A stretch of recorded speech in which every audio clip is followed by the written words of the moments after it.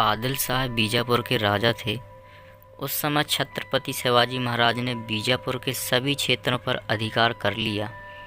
1659 में छत्रपति शिवाजी महाराज बीजापुर के राजा आदिल शाह के लिए संकट थे।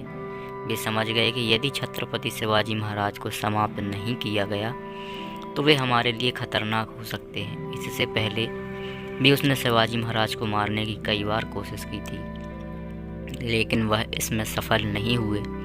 अंत में उसने छत्रपति महाराज को मारने के लिए अफजल खान को भेजा। वह दिन था 10 नवंबर 1659। बता दें कि अफजल खान एक अच्छा रणनीतिकार था। उसने पहले छत्रपति शिवाजी महाराज के बड़े भाई संभाजी राजे को मार डाला था। उसने अपनी सेना के साथ रास्ते में आने वाले सभी गांवों और मंदिरों को नष्ट कर दिया और फिर वहां छत्रपति शिवाजी महाराज को बुलाया। अफजल ने छत्रपति से कहा, मुझे आपसे डर लग रहा है, मैं वहां नहीं आ रहा हूं, आप ही प्रतापगढ़ आ जाइए। अफजल खान प्रतापगढ़ की तलहटी में पहुंचा और वहां उनसे मिलने की व्यवस्था की। भव्य छत्र का निर्माण किया गया। छत्रपति शिवाजी महाराज प्रतापगढ़ के किले में थे। किसी भी सेना का वहां तक पहुंचना मुश्किल था। अफजल खान ने छत्रपति शिवाजी महाराज से मिलने का संदेशा भेजा। छत्रपति शिवाजी महाराज उनके घातक स्वभाव से वाकिफ थे। किसी के पास यात्रा के लिए कोई हथियार नहीं होगा और सामने आने के बाहर इंतजार करने के लिए दोनों पक्षों के 10 अंगरक्षकों में से एक अंगरक्षक होगा। यात्रा के दौरान अफजल खान जल्दी ही छत्र पर पहुंच गया। छत्र बहुत बड़ा था। दोनों ने हत्थे मिलने का निर्णय लिया। हालांकि अफजल खान ने खंजर को अपने कोट के अंदर छिपा रखा था। छत्रपति शिवाजी महाराज को अंदाजा हो गया था कि अफजल खान कोई साजिश के तले घात लगाकर हमला करेगा।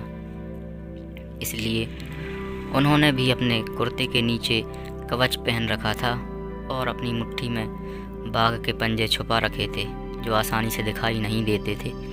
ऐसे में छत्रपति शिवाजी राजे बिना किसी डर के अफजल खां के खेमे में पहुंच गए। शिवा राया को देखकर अफजल खां ने उसे गले लगाने के लिए अपने हाथ फैलाए और कहा, आओ शिव बाबा, हमारे आलिंगन में आओ। अफजल खां ने उन्हें अपनी बाहों में लेने की कोशिश की और फिर छिपे हुए खंजर से छत्रपति शिवाजी महाराज की पीठ पर वार किया और फिर उन्हें अपनी बाहों में पकड़ने की कोशिश की। वहीं छत्रपति शिवाजी महाराज पहले से ही सावधान थे। ऐसे में जैसे ही अफजल खान ने वार किया, जब शिवाजी महाराज ने अपनी मुट्ठी से बाघ के पंजे निकालकर उसके पेट में घुसा दिए और उसकी अतड़ियाँ निकालकर उसे मार डाला। इस तरह शिवाजी महाराज ने अपनी चतुराई से अफजल खां का वध कर दिया। अफजल खां चिल्लाया, दगा दगा।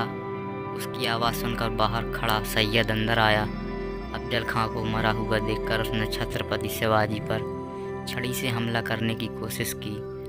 ऐसा कहा जाता है कि शिव को एक आत्मा के रूप में बचाया गया था। झाड़ी में छिपे हुए सभी मवालों ने अफजल खां की सेना पर हमला कर उन्हें खदेड़ दिया।